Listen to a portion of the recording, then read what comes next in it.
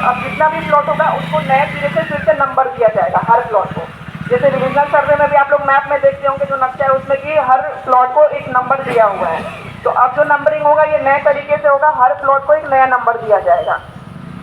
जब किश्तवाड़ की प्रक्रिया खत्म हो जाएगी इसके बाद होगा खानापुरी। खानापुरी में आपको जो अभी आप लोग दस्तावेज जमा करिएगा स्वघोषणा, तो इसी के आधार पर खानापुरी प्रक्रम में एक एक आदमी को कॉल किया जाएगा। जब आपको कॉल किया जाएगा तो उस समय आपको अपना जो ओरिजिनल पेपर है वो लेकर के आना होगा कार्यालय में, उससे उसका सत्यापन किया जाएगा और हमारे पास जो दस्तावेज उपलब्ध है उससे भी हम लोग सत्यापन करेंगे। जब सारी चीज़ें उसमें सही होंगी, सत्यापित हो जाएगा, आपका दखल कब्जा होगा, शांतिपूर्ण दखल कब्जा, तो उसके आधार पे फिर उसकी एंट्री हमारा जो रजिस्टर है उसमें कर लिया जाएगा। और रजिस्टर में एंट्री करने के बाद जब सारे लोगों की उसमें एंट्री हो जाएगी ज़मीन की, तो फिर उस चीज़ को ऑनलाइन में जो है वो दर्ज किया जाएगा। ऑनलाइन में जब दर्ज होगा तो उसके बाद फिर सारे लोगों का खानापुरी पर्चा जो है वो वितरण किया जाएगा। खानापुरी पर्चा में आपका मतलब ये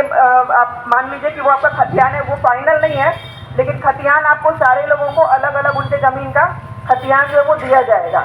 उस खतियान में आपको अपना चेक कर लेना है कि जो भी उसमें डाटा जो दिया गया है, मतलब आपका जो पुराना खाता है, पुराना खेसरा है या जो नया खेसरा है उसमें रकबा है, मतलब कोई भी चीज़ है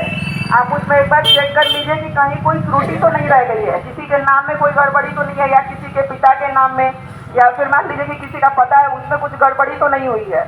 अगर उसमें कुछ भी दिक्कत है तो आप उसको आगे का जो प्रक्रम है हमारा दावा आपत्ति का, उसमें आप उसको जो है उसके लिए दावा आपत्ति कर सकते हैं और उसको सुधार करा सकते हैं। दावा आपत्ति के लिए भी आपको 3 बार मौका दिया जाएगा पूरे सर्वे के दौरान में। अगर मान लीजिए कि जैसे अभी स्वघोषणा हम लोग ले रहे हैं, स्वघोषणा में यदि कोई भी रैयत अगर किसी वजह से वो पेपर अपना जमा नहीं कर पाते हैं, मान लीजिए हो सकता है कि कुछ लोग बाहर रह रहे हैं जिनको जानकारी समय से नहीं मिल पाया, वैसे लोग, या फिर मान लीजिए कि जिनके पास मतलब कागज अगर उपलब्ध नहीं है या किसी भी वजह से वो अगर जमा नहीं कर पाते हैं, तो वो आगे अगला जो